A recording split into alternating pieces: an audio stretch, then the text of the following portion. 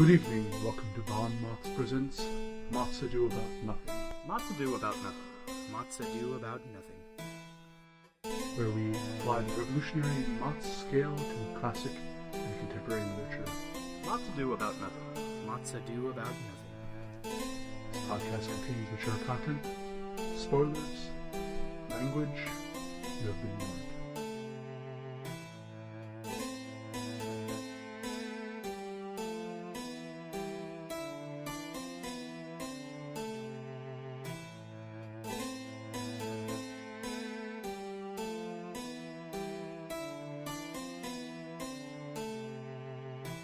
Hi, and welcome to MOTS Ado About Nothing.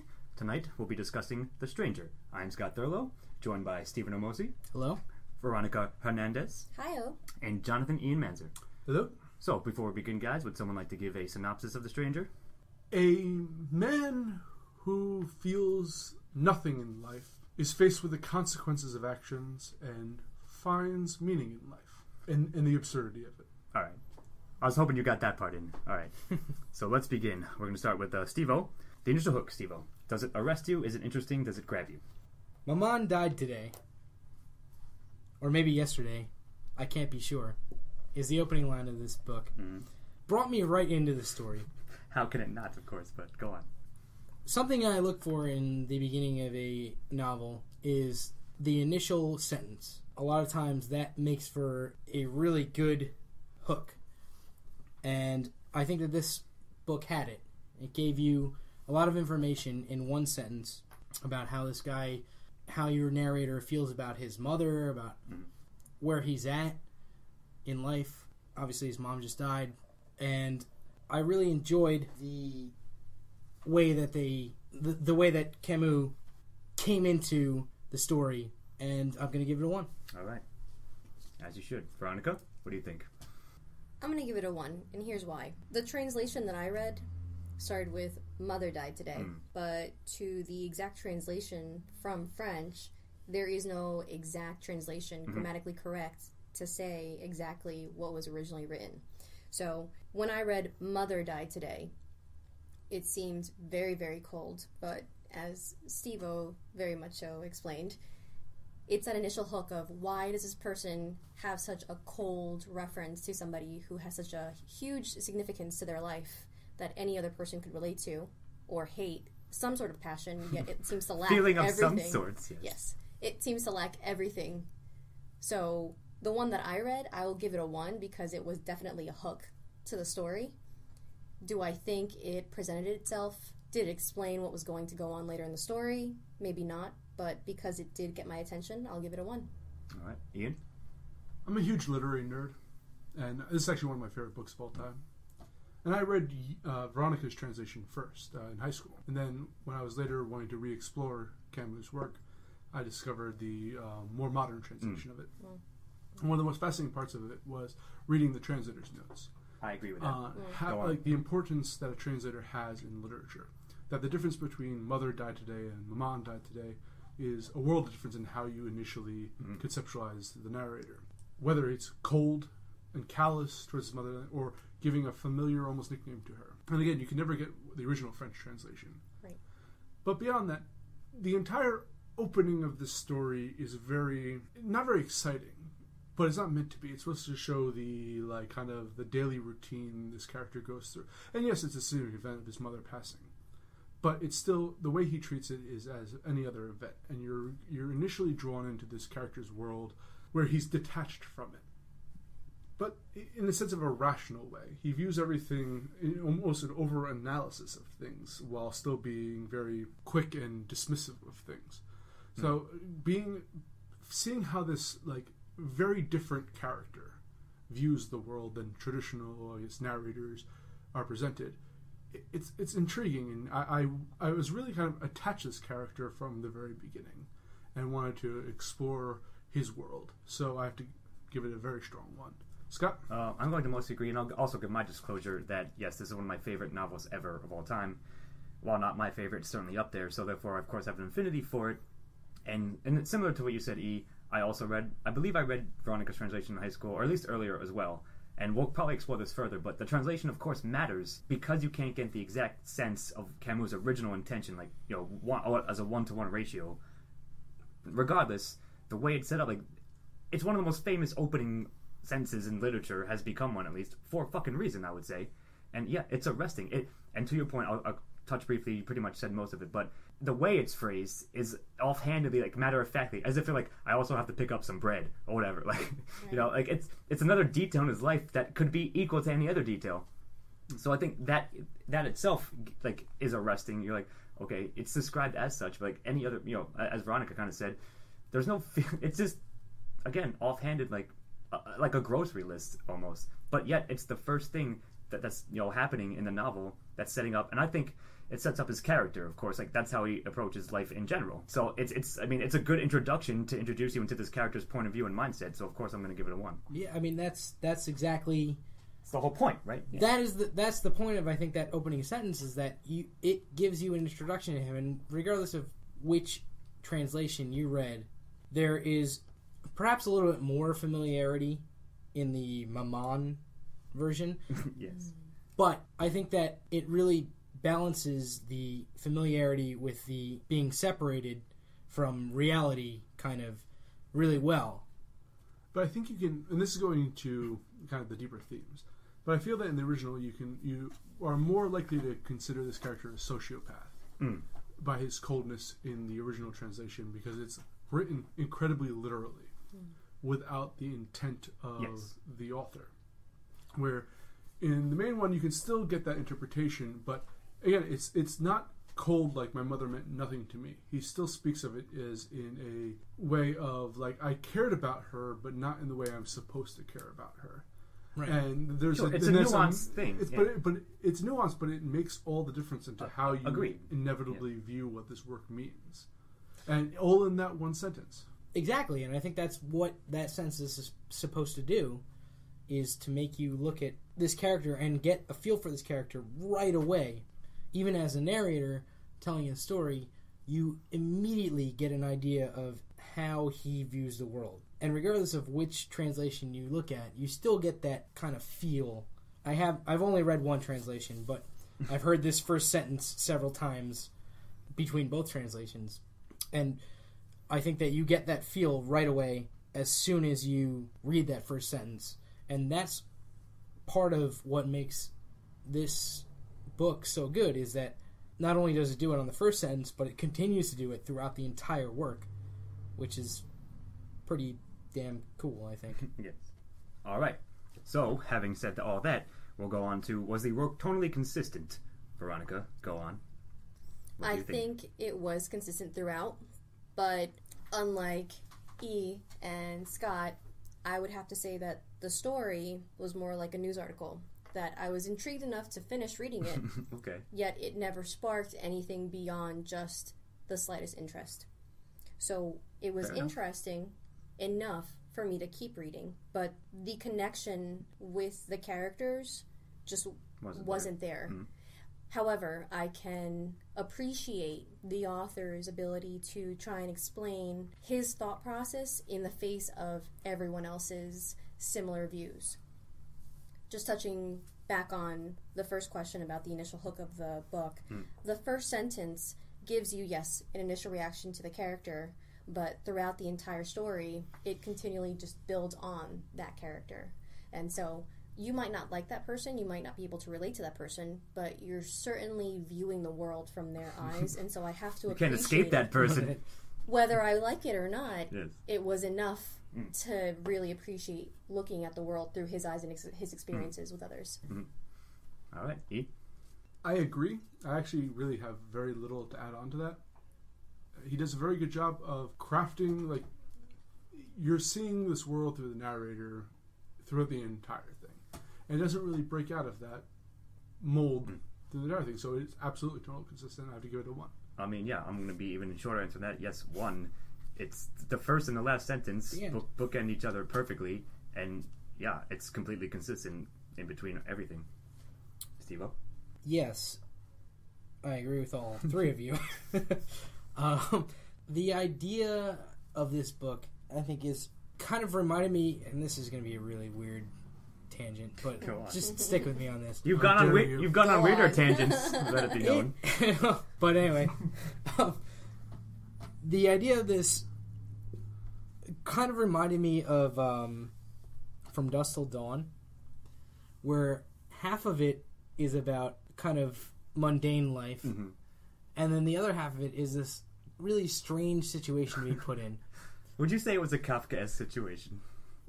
I might, but Go on. you know, without going into From Dusk Till Dawn, which go watch that movie if you haven't seen it because it's pretty good. It's all right. Check out our MOTS Ado. It's a very different story, obviously, but it still gets me like that's the type of story that starts off one way and does it for a very long time, and then just completely shifts gears into this other type of story. However, while doing that, you're still viewing the story through the narrator's eyes the entire time. Relentlessly. And he maintains the same tone throughout. And he looks at things the same way throughout, even though there's this huge shift in the way that he's seeing things. In the way that he probably should be seeing things. Yeah. But he still he still is kind of a withdrawn observer. So I'm going to give it a 1 for that because it's very tonally consistent. Just to add on to that, I think you're absolutely right, because although the experiences or situations around him are changing drastically from going onto a beach and walking with friends to being in jail and facing death, his reactions are at the same level throughout. Yes. Which I think just amplifies his character and just his way of life. All right, I'm going to preempt Scott here, I Okay. suppose, because what you're saying I disagree with. Okay. And this is going to themes here. Yeah. So before I'm going to go into my disagreement, everyone here is very vague about the plot for some reason. I assume all of you who are listening have read this story if you're actually listening to a podcast about it. But in case you haven't, the main plot line is you see this character and you go through his life and the mediocrity of his life. He goes to work. The banality of it. Yeah, exactly. Yes. Banality is the perfect word for it. He buries his mother at the beginning, who I have no reason to believe he disliked her, but He didn't see her all often, but it's not like they had it. But yeah, like she was happier Distant, yeah. in the retirement home. He was happier without her there. It benefited both of them, and then and it's him dealing with that aspect of it. And then you're going to his relationships, his works, his friendships with people, and it ends up in a murder, which is not really premeditated. It's more It's a of spur of the moment kind of thing. And then the second half, that absurd part that Steve-O was kind of mentioning, was him dealing with the repercussions of that murder, him being in jail. But I don't think that he stays the same reaction throughout of all. And I think this goes heavily to the themes, that he is still trying to be distant in his life, but it's that facade starts to crack.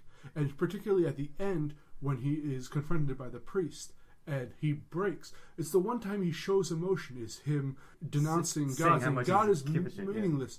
But in a sense, like, he talks about how much he doesn't love this his girlfriend Marie, but at the end he's constantly referring Not to her. how much he doesn't, just that he says he He's- probably does. he doesn't want to get attached to her, but he is attached to her. It's kind of like, I feel that he's lying to himself throughout a lot of this, of saying, I'm withdrawn from the world, but it's slowly starting to break as he's put under pressure. And it's when faced with mortality, when faced with the fact that he's going to die, does he start to appreciate life.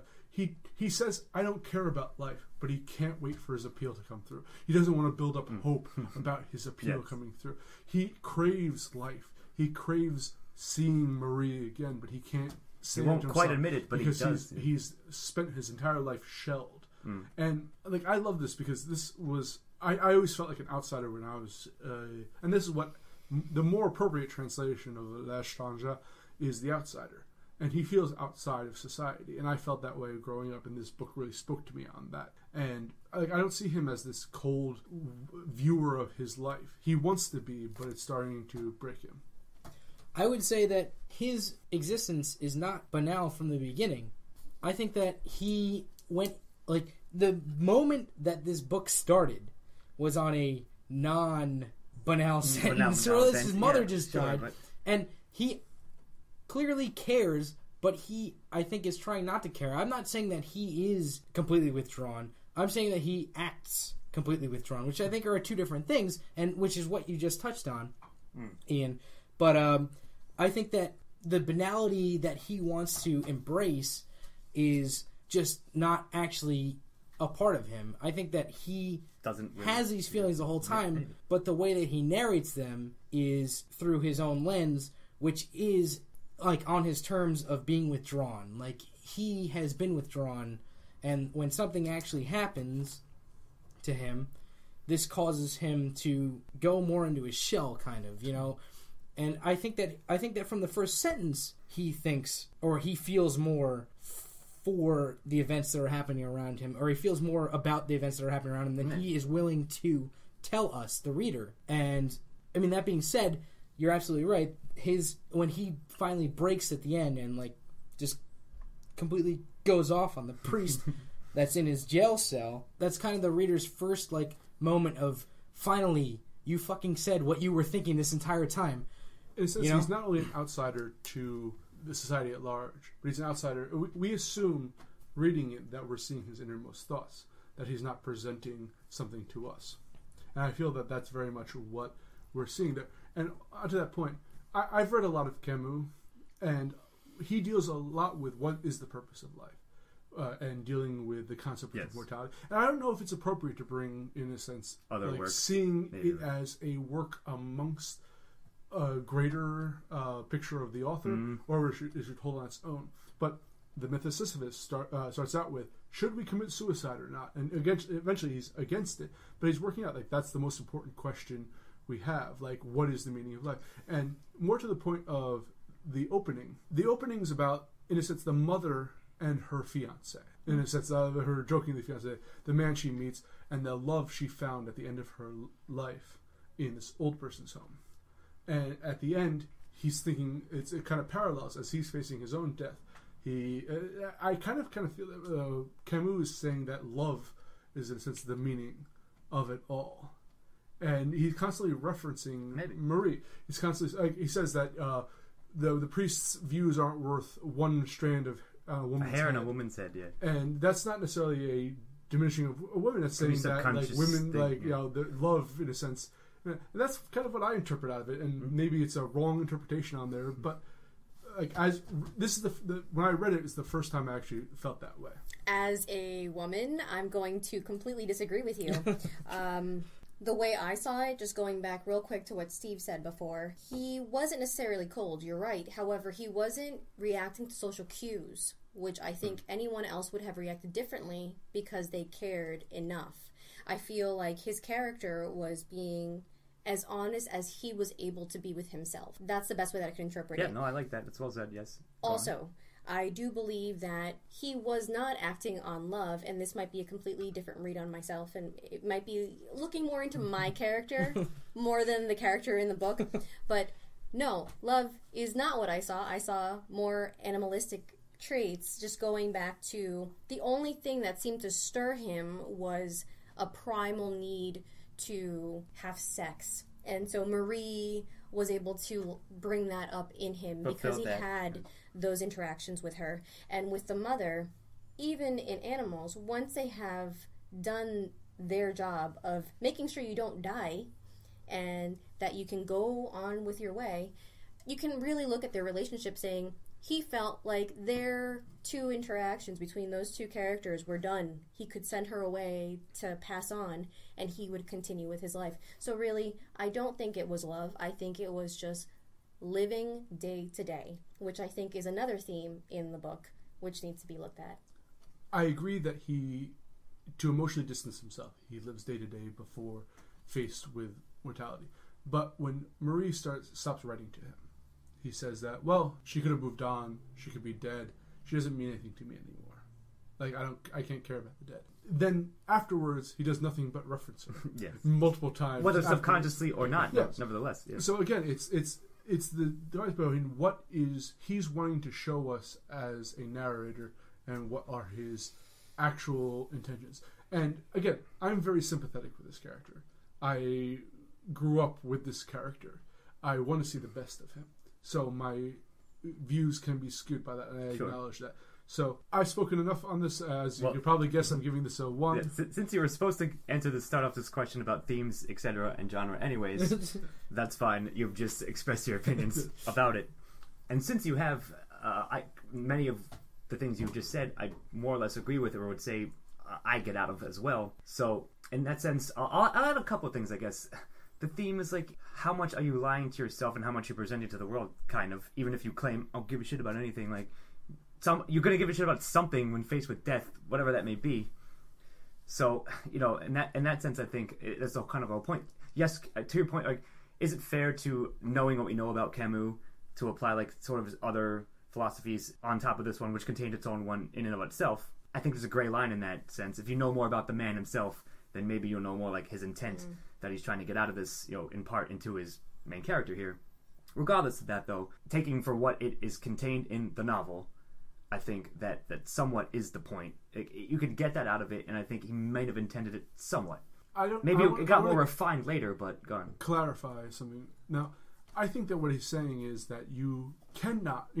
instead of saying that when faced with death you realize your truth, you can't realize great truths until you realize your own mortality. Right, I agree with that. And it says that growth from childhood yes. to adulthood So I feel that that's kind of where he's going. I agree with that. You're right. Like when you're a child, in quotes, you don't have a care in the world, as he didn't really. Like, and then some. He was first of all he was faced with a mortality. His mother's, of course, to start off with, and then he's faced with his own. And I think I agree with you. Like I said, I'm giving it a 1. If I haven't said it, I'm saying it now. And the theme of that, I think, yes, is a major and important one that Camus was trying to get across. So I'll be done. Go ahead, Steve. So when I was a child, shot motherfuckers in the face, and then yeah. When I was an adult or when I was a man, I owned up to those begged things for my life, basically. Haven't we all? It's facetious, but so sure. let me ask you guys this question. It's just an open question. Okay. What is the... And this has nothing to do with my answer, but what is the genre of this book? I knew you were going to ask that. What's a closed question? I was going to go up myself. Closed question is the questions that I ask all the time where I say, did I like this book? Yes. No, I was waiting for someone to bring up to address the genre thing, and if I may, I'll address it quickly. It's just fiction. Well, what do you... Is there a... Contemporary fiction, dude. Like, do I have to slap on what's another must I slap novel on? or, like, work that's similar to this? Like, what... No. That's good, but, No, because... Camus was a philosopher, and a lot of the books he wrote were philosophical. Yes. It's a mouthpiece. So I think that this is philosophical. Sure. You know what? Fiction. And this is more serious. You're gonna laugh maybe or think it's a joke, but something like Atlas Shrugged. It's a mouthpiece for his philosophy. More or less. It's fictionalized. So right. There you go. That's what I would say about the genre. I would agree with that. Okay. That's fine. I'm just trying to... And maybe it doesn't warrant being put into a box, but I was just trying to, like... That's basically what it is. Nobel Prize winning literature. Yeah. All right. Seriously. I guess it's okay. Whatever. It's all right, John. All right. No big deal. Go on.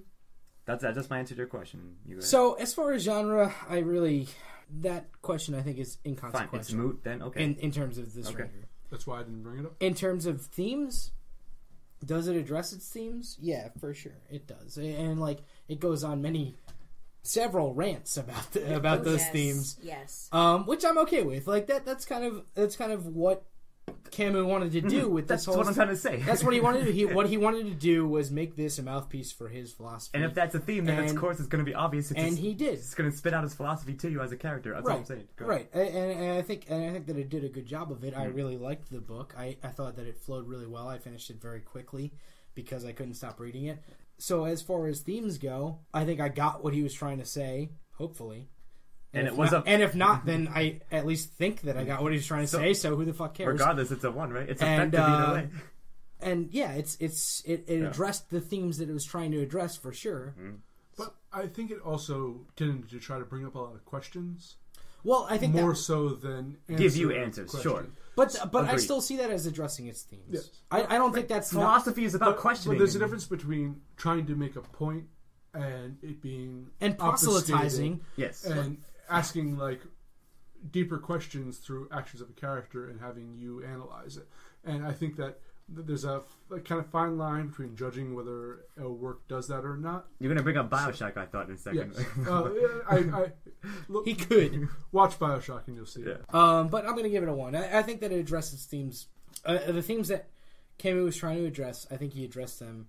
What? And I think he addressed them well. It's a book that really makes you think, if nothing else. I think. And if that's the point, And if that's the entire point, And if that's that the point is of- if that is the theme of the book, then for sure it as a did point it of well. philosophy, I'm just saying. Go ahead, Veronica. I'm going to agree. I'll give it a 1 because, and I was just, while you were going on your rant, ranting. furiously looking for the point where the main character clearly states, I was getting sick of repeating the same story over and over again multiple times Yes. during the story. And I think the reason why he repeated it in so many different ways and yet it was the same, I think he made his point throughout the entire story. Mm-hmm. The character had the same idea the entire time of why is everyone freaking out? What's wrong with everybody? What is going on with everybody? And yet you really start questioning what really is going on with everyone. Because I started reading the book thinking this person has something wrong with him. And halfway through the book, No, it's everyone else. halfway through the book, I was asking myself the same question. What is wrong with these people? Why can't they just realize that he maybe has this perspective of life, and while it's not the same, In his it's perspective. he's being true to himself. And really, can we fault him for that when many of us have that flaw? Actually, I mean, you can't if he murdered somebody, I guess. Well, yes, clearly, as he, as he did. I've read psychological analysis of this and they believe that the main character is mentally ill. Of some I think kind so or not. too, for sure. But I mean, I think he's Could get that. I but- think it's a fascinating look into somebody who is, or at the same time seems completely withdrawn, but wants still, to be. No, not necessarily wants to be. I don't think he wants to be. I think he wants to be more You're right. involved in his life, but I think that he finds it difficult to express that. However, I think inwardly he is very involved in his own life, and I think that's a lot of people that find it difficult to express themselves for whatever reason, whether it be some kind of mental illness or or just you're a withdrawn person, whatever. I think that is a struggle that a lot of people face, and I'm guessing that Camus himself struggled with a lot of that because it seems like he knew very much how this thought process worked. And I mean, I'm pretty. I talk a lot, and I express my emotions. As you can tell. I express my emotions a good amount, but I've certainly had points in my life where I'm I don't understand why you're making such a big deal out of this. And I can't find it in myself to just give a shit about somebody else, and that's where I find myself, connecting with this character, All right, so I think that was all very well said. Everyone had some very good points. That's why we chose this novel, I believe. But let's move on. Did the work achieve its goals by its end? And I will start. Yes, it's basically because of everything we just said. I believe it did achieve its goals. Again, just to recap, sort of, if the goal was to be a mouthpiece for Camus' philosophy, then yes, that's going to be a 1 on the surface, regardless, de facto almost. But on top of that, everything we just said about how his character is, or at least how he's presented, versus how you're supposed to, analyze him yourself or view him yourself. Also, going back to the second question, because it was tonally consistent, then yes, it achieved its goals at the end if you stuck with it. That's all I have to say about that. So I'm kind of questioning myself on this one. Okay. I'm not exactly sure You're gonna say what the goal is. what its goal was. But I just told you. But go on. ask questions. And maybe if that was the goal, then certainly. But I think it had a deeper goal than that. If the goal of the book is to question what the goal is, then it did a good job. Go on. Exactly. Well, I think it had a deeper goal than that. Yes, that was somewhat facetious, but go on. However, on first reading, and I really want to read this book again, to be honest. I really liked it. Just read it. I know. I just read it 2 weeks ago, and I want to read it again already. And I really liked it, but I'm not sure what was supposed to be achieved by the end. Maybe Ian, you can give me some. Well, I think that the crux insight. of this lies in your interpretation of the conversation he has with the chaplain. Because I think that's the conclusion. It is of the story. It is. I agree with you. It's certainly the. It's the crux for sure. Go the on. apex of the. So if you felt that it was whatever point you're trying to make was satisfactory, I specifically think that the most important part of that is his breakpoint when he is pushed to and just starts for the first time throughout this entire book. He shows emotion and actually tells you what he thinks, and I'm going to go into this more when we talk about the protagonist, because I'm going to project like hell all over this podcast. Right. But nonetheless, I think that gross. You can find it. Keep it off the mic, dude. How you felt that conversation went is whether you should give it a 1 or a 0. Don't get me wrong. I think that is satisfactory. I think that whole conversation that he has with the priest is like, as soon as that started happening, I was like, thank God, this guy is actually going to be a person for once. You know, like like all these things that I wanted to say the whole time, he's just finally coming out and yammering at the priest about. But was that? I mean, even that being said, was that the goal, or like what is the what end do you achieve by having that? Is it just to say that? Is the goal to say that no matter who you are, faced with mortality, you will say what's really on your mind, or like, you know, like find some kind of emotion that you couldn't find earlier, or, you know, something like that? I'm gonna, you know what am I, second here? I'm gonna pass. Okay. Can I go last on this one? You can. We'll come back to you. You'll give it a wavering. No, you must give your definitive opinion. I can do that. It's a 0 right now, but if I pass, you might maybe get it'll convinced. be a 1. Okay, go ahead, Veronica. Okay, so just to quote one line, which right before he meets with the priest, I think was one that stopped me. I actually stopped and went back and read up to it again. Okay. It says the goal of this this novel is go. Just to explain to you my reasoning behind this. Sure. They killed you discreetly with a hint of shame and much efficiency. And so my idea of, you know, the overall goal of the novel, I think, is how he may look at things differently, and yet society is telling him that he is wrong, yet really, is it so wrong? And so they make you feel badly about what you may believe, or how you may think of things, or express things, or interpret things. And so that line made me go back and then read forward. And again, and then read forward. On a few occasions, just because I wanted to really understand this one line, because he didn't seem to criticize others as much as, you know, feel odd about what they were doing. Mm-hmm. But in this one line, he finally just pinpointed what I was feeling the entire time. Why are you picking on me? And maybe that's very, very juvenile of me. But this is by the end of the novel, after I started thinking that this person was so cold and callous, by this point in the novel, I'm thinking, just let him be. Maybe he doesn't have this emotional connection with others. Maybe he just wants to be left alone. Can't help it. It's gone. Ian. So what are you giving it then? Oh, okay. I apologize. I will give it a 1. All right. Because at the end it won me. It was obvious, but you must here on MOTS Ado, you must officially state your score at all times. Go ahead. I like Camus because he obsesses over the meaning of death and thus the meaning of life. Yes. He discusses at the end the guillotine at length. Such an efficient way to kill people, as Veronica pointed out. And you don't even get the glamour of walking up the steps. It's right on the ground. It's thinner than you thought it was. And in fact, you're hoping it...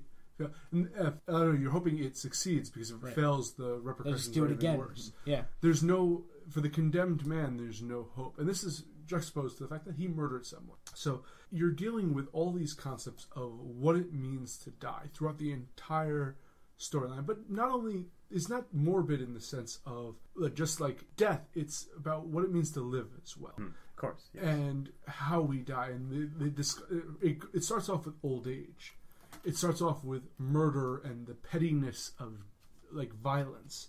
It goes into the efficiency of government killing. It goes into religion and how it views. Does it matter if what does it matter if we have life after this? We don't know. Like whether you die now or you die later. And it's Camus, I feel, trying to rationalize through his own work. Yes. What it means to be alive. Does it matter? And I think at the end he presents perhaps a weak argument for why we should continue living, what life means, but it doesn't embrace that, because the character Marcel doesn't embrace death. If he was totally blank, he wouldn't be hoping for the appeal. And I think what's very important is that they don't tell you whether he is going to be killed or not. The priest himself says, I'm pretty sure you're getting the appeal. But that may not necessarily be true. So you're not sure whether he is going to get repercussions, because that's not important. It's not important whether he's getting punished for this or not.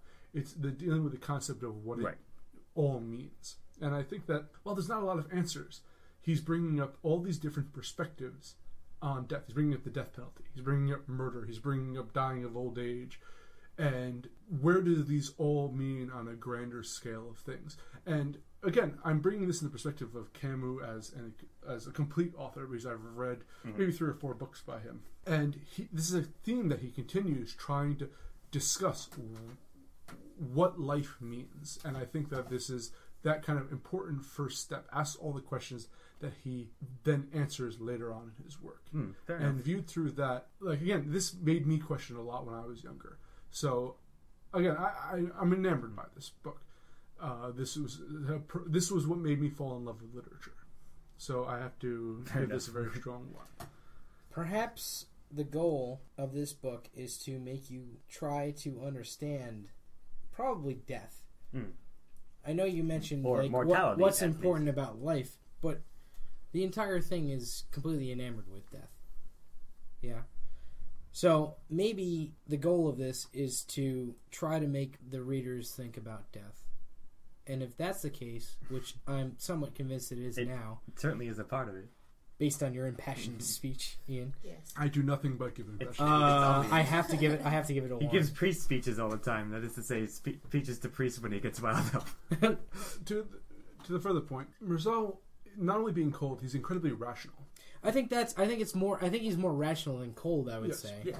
But And so it's that through blur. that perspective of a completely rational person when dealing with the absurdity of what it is to die. Well, rationalism seems cold in a lot of If you're in a not lot of rational. ways. However, I don't want to get into that, but there's definitely a difference. Yes. And like from the first line, I think it's set out, it's set down, it's put down into words that he is not cold, but he is very rational about the world. Fair enough. Maman died today. That's your term for your mother. That's sure. Mommy died today, basically. You know. I get it. Or maybe yesterday, I don't have all the facts. Yeah. I don't know. I can't be sure. I'm not sure. Is that my fault? No, I just don't know. Yeah. All right, so let's move on. Was the antagonist effective, appropriate, or memorable? Steve-O, what do you think?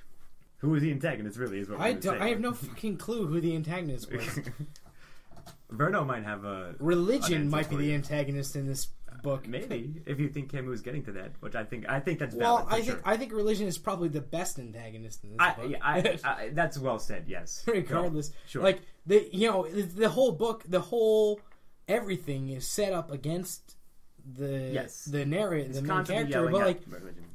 But the only time that he really lashes out is when religion tries to impose itself on him. Yes. Bring him under its control, and the only time that he actually has an emotional response is when when religion tries to push itself upon him when he doesn't want that. And so everything is supposedly rational the whole time, There's the trial, there's the, I mean, I guess I shouldn't say everything is supposedly rational. So he goes against the Arabs, which he calls the Arabs, that's his description. Racist. The Moors as well. And the Moors. He has all of his quote unquote friends who he just doesn't seem to really give a shit about, but maybe he does, who knows. Who are at one time or another, in fact, almost to a person, every single one of them, working against his self-interest at some point in the book. However, I think that the only thing that he really latches onto and says is that, listen, there is nothing beyond this life. He's the real, maybe the real antagonist is like the abyss. He is just so against dying, and that's the only thing that actually slaps him out. Mortality is the antagonist too. Right. So it's the only thing that slaps him out of his completely uninterested rational approach. Okay. That being said, I don't think that there's anything really that's an obvious antagonist in this book. And as much as I hate to give it a 0 because I really like the book, I'm going to have to give it a 0 for antagonist. All right. Go ahead, Verna. I'll proudly give it a 0. Because no doubt. Proudly. No doubt. Here's why. Go ahead. Because life, as it's described, whether he's fighting or trying, maybe secretly wanting to live, his descriptions of realizing the light or the sound as he's in, his last moments, as he describes it, in his cell. I don't think he really convinces himself. He comes close, but not quite. Close, but not quite. He tries to convince himself, and yet he states that the way that others describe life is really not convincing. So, no, I don't think that the antagonist, which I really, truly think is living, wins in this one. Memorable? Can I give it a half point? No. Choose one. Is it memorable? Yes. Is it? Choose which one you think has more weight to it, and then based on that. Or wait until my opinion. Yeah. Okay, I'll pause. You can pass. Giving... You can pass. Actually, wait until both of us. Was it appropriate? Definitely. Was it effective? I don't think so, because at the end, even the character himself is left with doubts on if it's certainty. Worth or not. But I may lean towards a 1 because of its being memorable, the way he goes off describing it. Keep it in mind, and then when we've all gone, and so I'll hold my point. You might, yeah. I think his point, like, if just again humorously, if you think death is the antagonist, then you have to give it a 1 because there's no greater enemy than that. But that's all I'm gonna. Okay, I'm gonna begin to project all over the place. Well then, everybody project away, sir.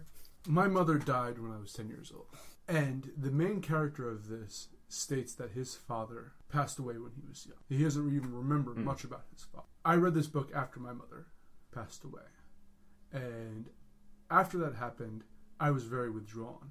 I didn't want to attach myself to anything because I didn't want to go through the pain of losing anything again. And I wonder, in that one throwaway line, if that's the psychology behind this character, that he just had such a profound loss, and he only has one memory of his father. Maybe, that's true. He was ashamed of that memory until he was forced to face confront it. Yeah, sure. His father puked after seeing a execution, and only when faced with his own execution does he understand the kind of absurdity and horror that this goes through. And again, I felt for this character, I felt that the weight of the world.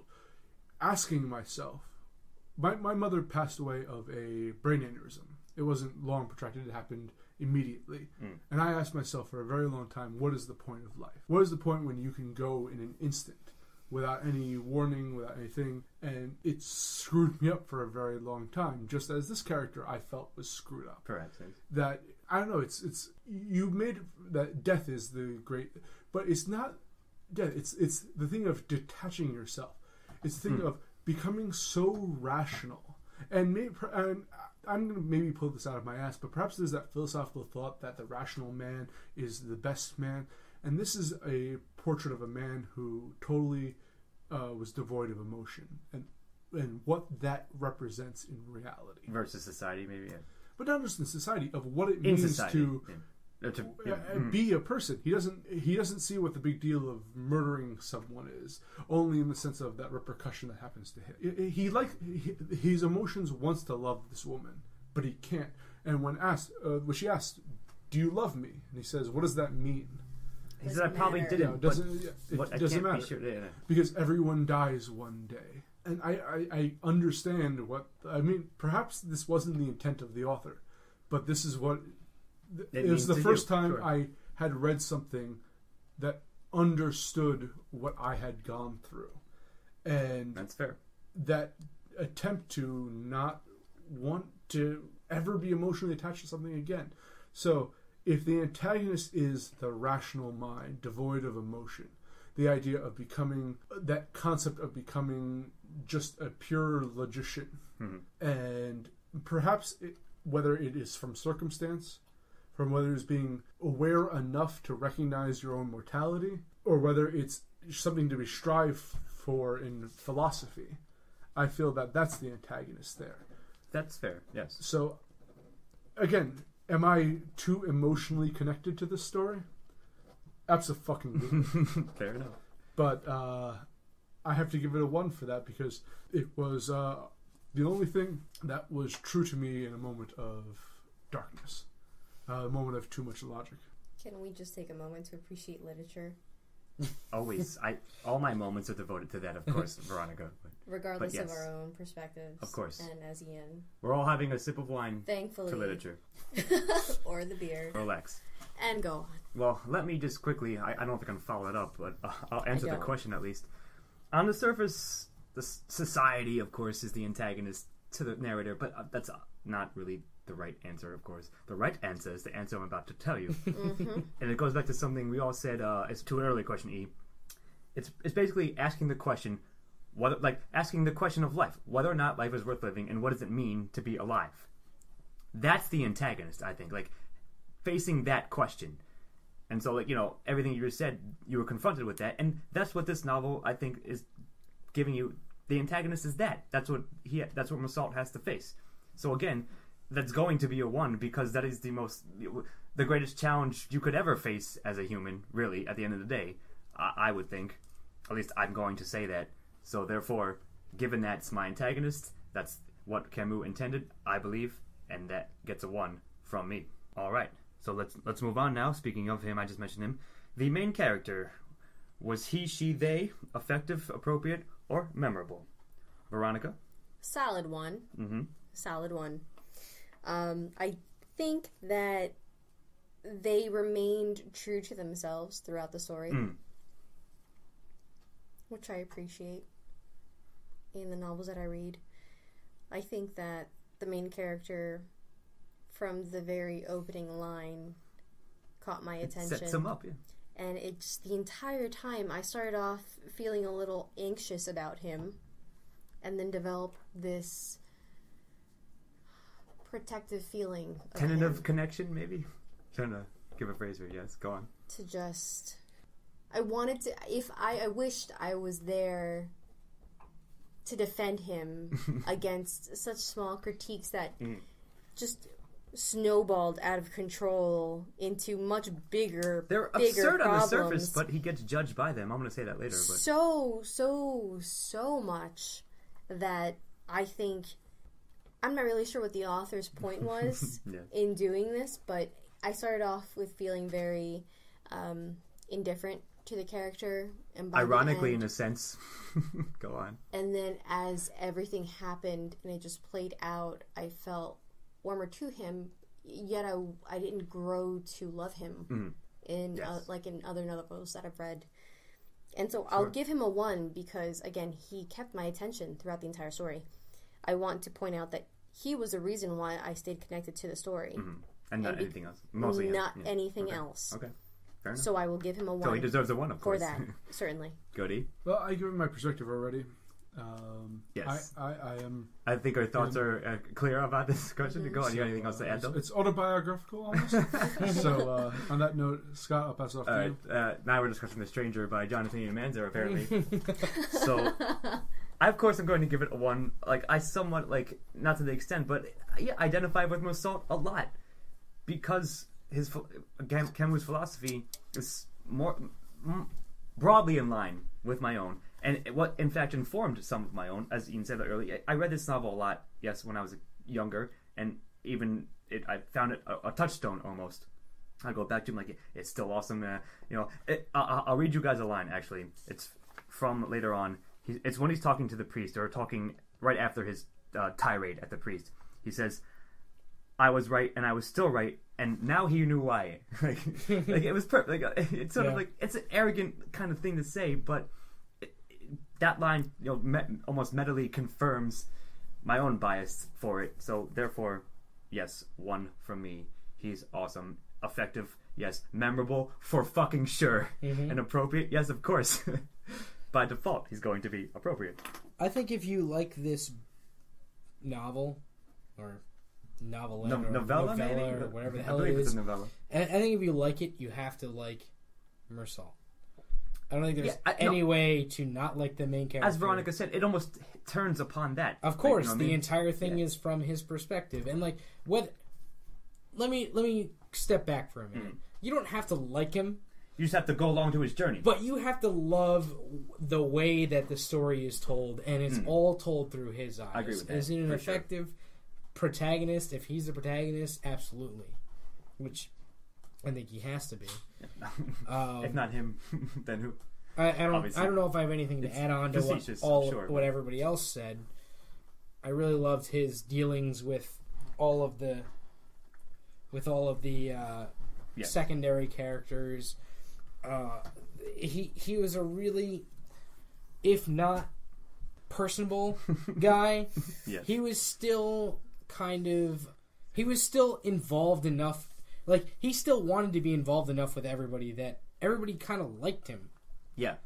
Which is he was friends with people, even though and kind of an interesting thing that you could talk He was about with. loved. Well, like this is he was well this is liked, a thing that we could go into a whole tangent about with, like, Sure. you know, all these, you know, like you have somebody that just commits some kind of mass murder or something, or like commits some horrible crime, and everybody around him is like, well, he was a nice guy, you know, like he grew up a nice guy, like yeah, but that's always everybody liked him. The Boston Bomber, everybody fucking liked that kid. Can I just add to that, Sure. that after reading this novel, I asked my boyfriend, what kind of crime would I have to commit for him to leave me?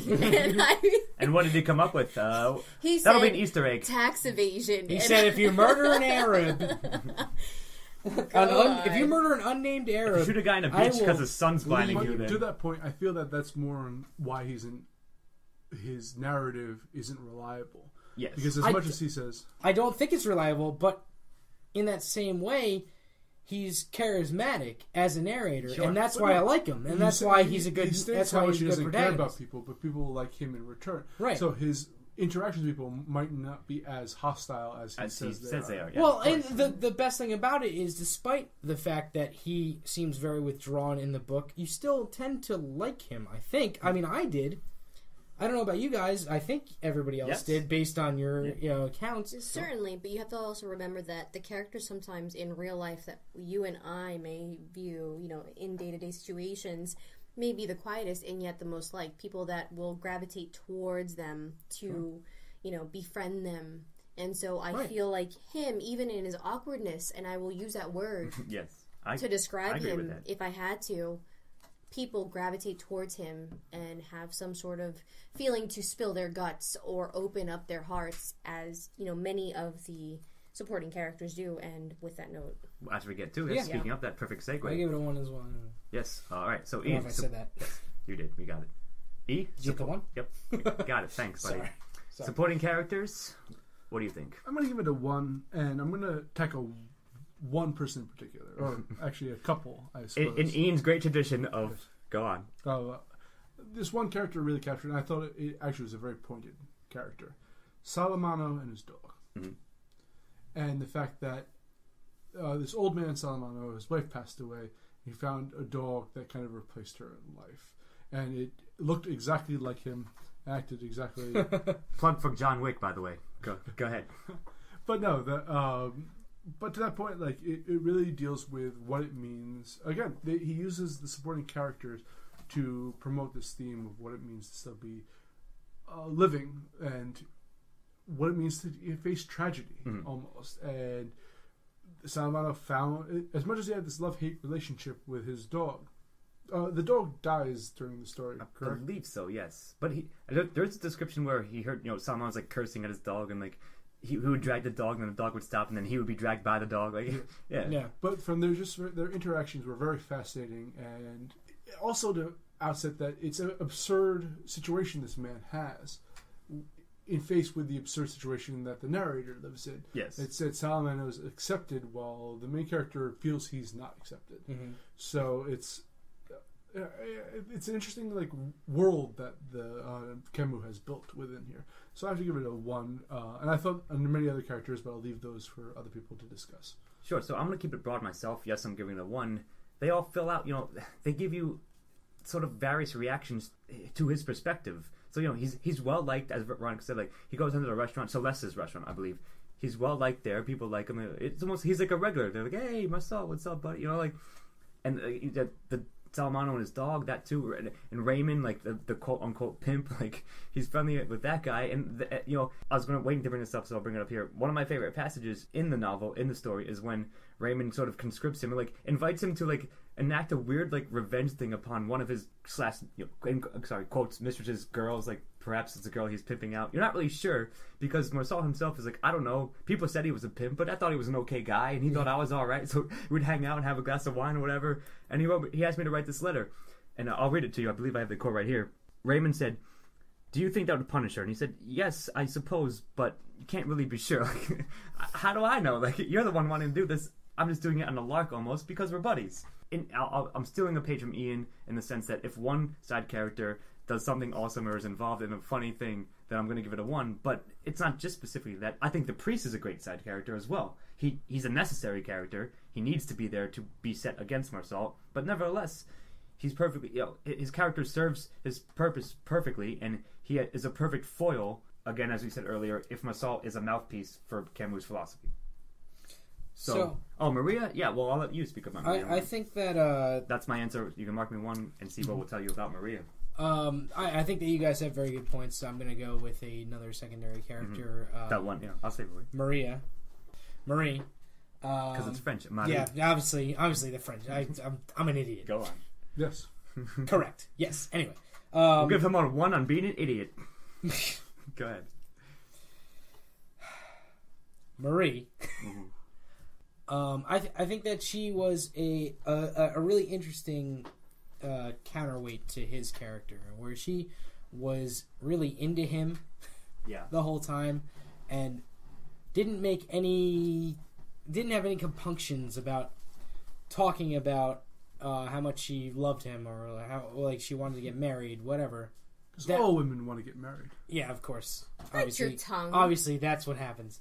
Anyway, this is sarcasm, everybody, if you can't tell. This is anger. Anyway, I thought that Marie was a good counterbalance to his indifference. It seemed like perhaps she was slightly more indifferent than she acted, just because she felt like she was expected to be. She was expected to show all this because he was expected to be kind of withdrawn, like within the context. Stoic. Sure, he's a stoic motherfucker, and he's traditionally men are expected to be more stoic. Right. Women are supposed to be more emotional. So I think that she played that part, and traditionally, which was kind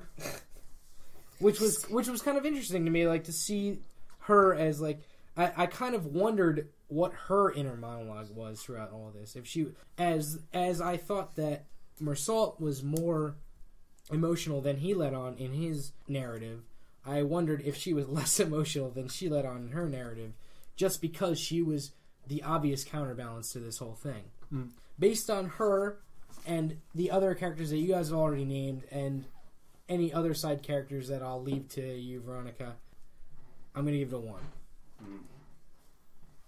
And on to me. I will give it a 0.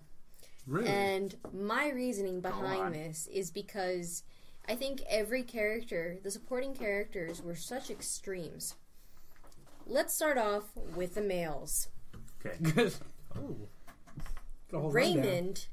Raymond was described in the novel as being rumored to be being a pimp. Supposedly. Total douchebag, right? Allegedly. He never truly rejects that.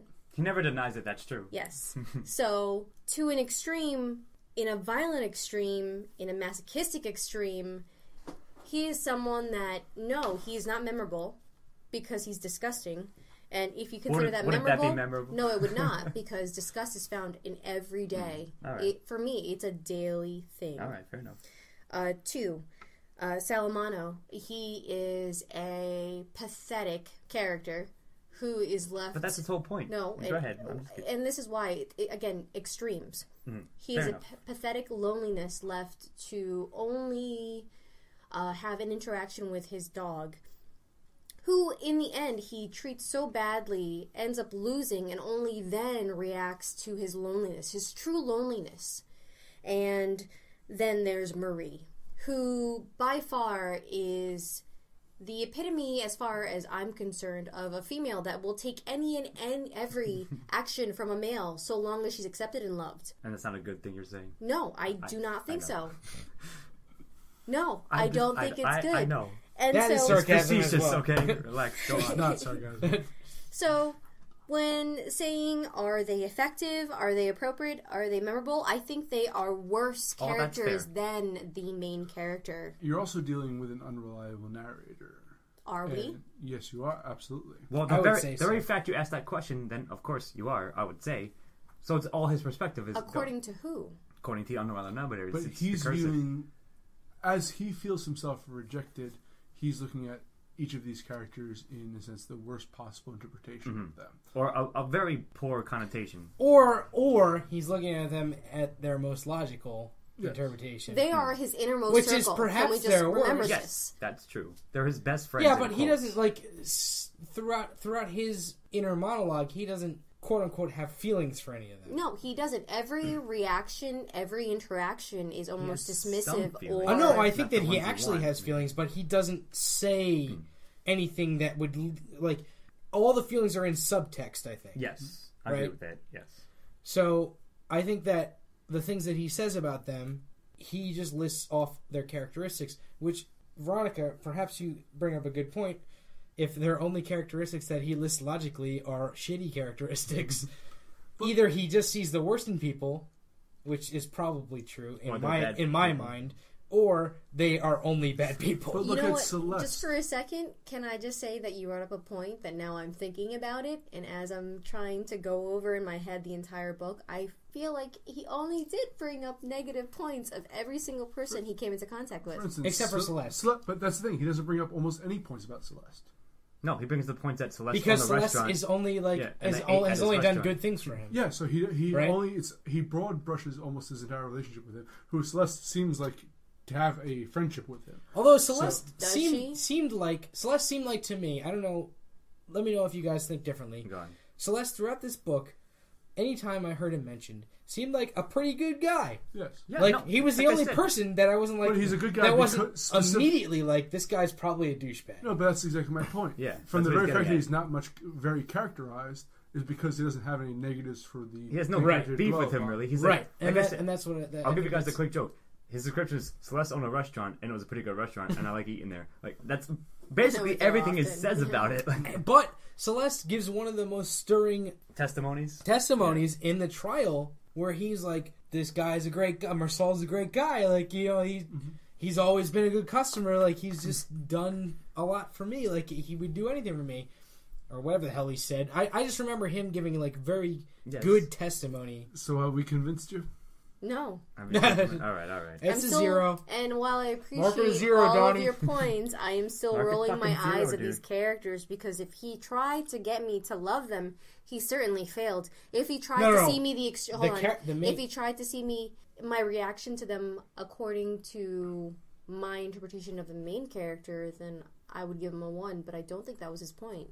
I think but that's the point of every supporting character, though. Marcel didn't. Well, here's the thing. Here's how you look at it. It depends how far you want to go down this rabbit hole. Through the eyes of Marcel, or do you look at through the eyes of Camus? Camus. So narrative. Marcel, of course, was clearly only giving the negative aspects of every character that he described. Even Marie, his girlfriend, who. That's not true. He gave her positive physical aspects. Yes, I was about to say that to you. But that's about it. Like he didn't give any good emotional or mental, And if you want, his view of Marie was not a complete view. It was a very sexist view of her. This woman who wants to get married all the time and things like, "Wow, I'm trying to enjoy myself." But he couldn't stop thinking of her what either. I felt, and because he got his dick wet. I apologize for those PG audience. Listening in. All of our 12-year-old audience, everybody's 12-year-old audience. You motherfuckers. 12-year-old Camus fans. Assholes. Awesome. Go on. I'm just kidding. 12-year-olds are great. And I still remain at a 0. All Let's right, move on. fine. Still a 0. All right, go on. The new Sobel. I get to answer this one. It's probably the question I was looking forward to the most. Dialogue. Was the dialogue effective, appropriate, and memorable? Yeah. It's the hardest of fucking ones ever in the world. It is so fucking good. And we'll discuss this a little bit. Maybe, Veronica, you'll talk about it? It's a translation, right? So, yes, it's going to lose something for its natural language, but regardless, in quotes, the best translation is the one I read the most, the most times. And here, I'll just read. This is one of my favorite lines. Reading. is the right reading, of course, yes. Thank you, Orson Welles. But on my way out, I was going to shake his hand, but just in time, I remembered that I'd killed a man. Like, it's just so offhandedly, again, because of the nature of the character and, like, what all the theme, everything we said earlier to every other previous question. It all flows into, like, so poetically amazing. Even though it's, like, a lot of it is mundane-ish kind of details, but regardless. And, of course, after that happens, he gives the impassioned, like, fuck you speech to the priest, and that's amazing as well. So, you know, I can literally quote almost every line of this novel to you as evidence as why I should give it a 1. But that would take, you know, that'd be me reading you now. Just listen to the fucking book and audio tape if you want to see why the dialogue's so good. So I'll be done with it. You've heard my answer and my rating. Go on, Steve-O. I have nothing prepared for this. I should have written down a couple quotes. I'm just going to give it a 1. It was really good. As you goddamn well should. But I can't, you know, recite anything to you as Scott has a whole couple pages over here already. I am a terrible person compared to Scott tonight. I'll give you just one, for tonight, though. I'll give you guys one more on Steve-O's behalf. They're announcing departures to a world that now and forever meant nothing to me. Go on, Veronica. So this is probably my favorite part of the novel. Reason being is because I have, you know, studied and have quite an affinity of looking through books that have been translated from other languages. Mm-hmm. Here's a reason why. Because in order to truly get the feel of an author and his novel, you really have to have passion for it. Agreed. Because, again, I read the very literal translation of this book.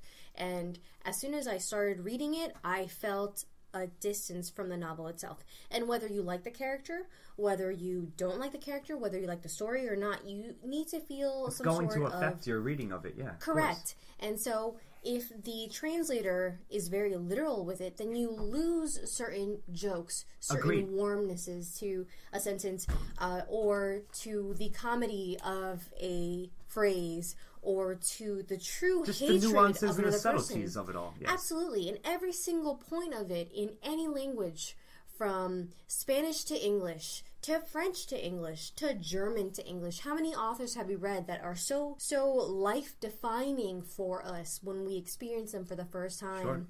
But how many times have we read or heard other friends of ours state that they could not get through a book because the translation was so intense or boring? Yes. And I think that truly affects the end game for any of these. I agree with So I will say that as far as the effectiveness, I think that the author has a solid 1 for me because he came out of nowhere, blindsided me maybe 3 or 4 times where I just stopped and had to go back and reread and just say, is this really? Holy shit. Yes. And I would have to, you know, high five myself in my mind, just like, yes, you... Mental health. Excellent image. Yes. This is actually going on as I read a book every single time. And he did this, but not because of his translators. Sure. Did they help? Yes. Fuck those guys. Absolutely. But did my translation help? No, but because the work was so well written and delivered, even their flaws, not so great translation, even in their it inability to really try and express what the author was trying to get to, I think it still came through, and so that's why I made it through the end of this novel and have some appreciation for it. Goody. If you're a fan of literature, always read the introductions, always read the translator notes, and so forth. Novel. Yes, of course. It's fascinating to see their worldview on things. Do your research. I loved the translator note to the new edition of The Stranger. I love the translator note to Les Miserables. So all of these things, and I've read both sides. What's interesting is the dialogue isn't particularly fantastic, but the entire story it's is a monologue dialogue. because, yes of course. It's a monologue. And he'll summarize conversations he had with people and drop in the quotes he felt were important in that work. And overall, I think, Scott, you said it was poetic earlier, and that's the best way to describe it. It does have this as a poetic flow to it. Agreed. And I absolutely have to give it a 1 for that. All right, we're on to immersion. Yes. And Steve-O? Give it a 1, right? Was your immersion ever broken, my friend? No. The end. 1. All right, very nice, very concise, very Mosalt of you. I would say the beginning was rather slow. But was your immersion broken? Was it broken? No. So a 1. No, a 1. Scott? The right answer is the answer you all have given, which I am also giving 1, of course. All right, and now, finally, having said everything we said, Veronica, you can start this one off. Is The Stranger recommended, and did you like it? So, just to start this off, this was the first time I read this novel. I did not read it in high school. You had no previous history with The Stranger yet. I have not read this author's works before this novel. So, that being said, was it enjoyable? It kept my interest. And so I will give it a 0 because... Oh, because I see. All right, I read it through, you did say this earlier. But did I enjoy it? And as my opening remark, it was like a news article. Yes, I will go through it, and I will read it, and I will appreciate it for the information that I have gained, but I will give it a 0. May I recommend that you read it again with the new translation? The recommendation has been duly noted. All right. What are you going to give it, E? I recommended this book to be read to, and as you can tell, I'm very passionate about this. Yeah. So I have to give it a 1 and a 10 overall. I'm going to agree with you, of course. I've said this to the earlier previous questions. Yes, it's one of my favorite novels. I'll always recommend it. I'll tell you to read it twice, like you said. Read fucking both translations back to back, and then read them both again. And that's all I have to say about that. I will also give it a 1. Not like Veronica, who had to run out of the room laughing. All right. At her ridiculous 0.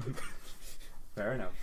I had a really good time reading this book, and I read it really quickly because it was pretty short. But at the same time, I never had a moment where I thought this just sucks, which is the only thing I look for in something that I wouldn't recommend. Fair enough. Definitely not saying it sucks. I'm just saying out of a list of maybe 5 novels that I would recommend, this would not be one of them. However, and this is what if there was a list of 100 novels? All right. Would it be just a rabbit hole? No, but here's to note.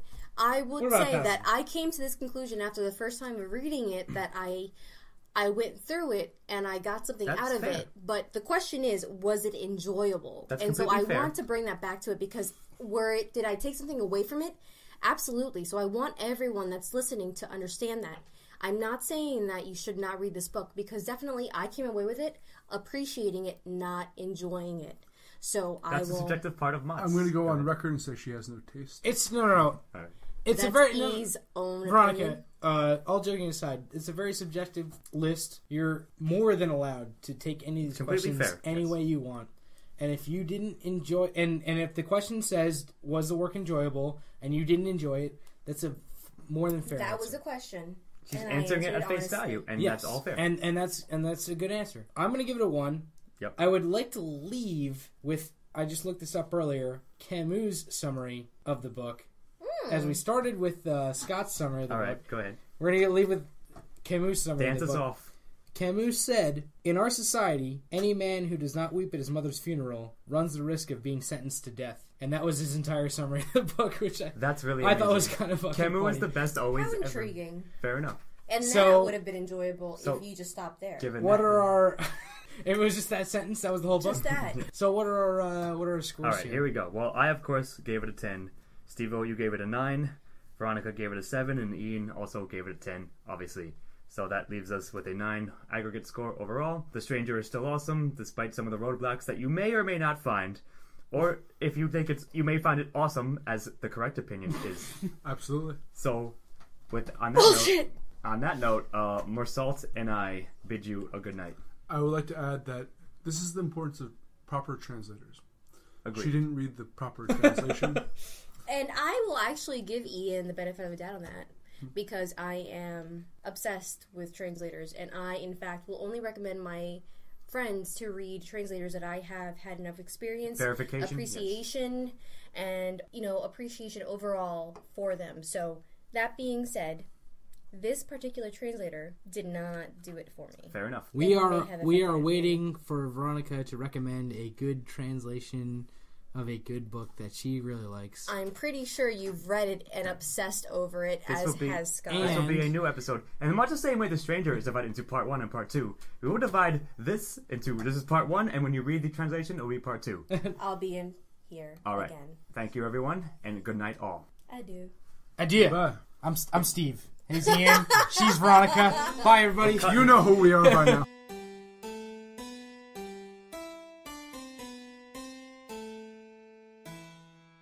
MOTS Ado About Nothing. MOTS Ado About Nothing. Music by Chris Morgan. Editing and engineering by Scott Thurlow. MOTS Ado About Nothing. This has been a Los Alamos production. All rights reserved.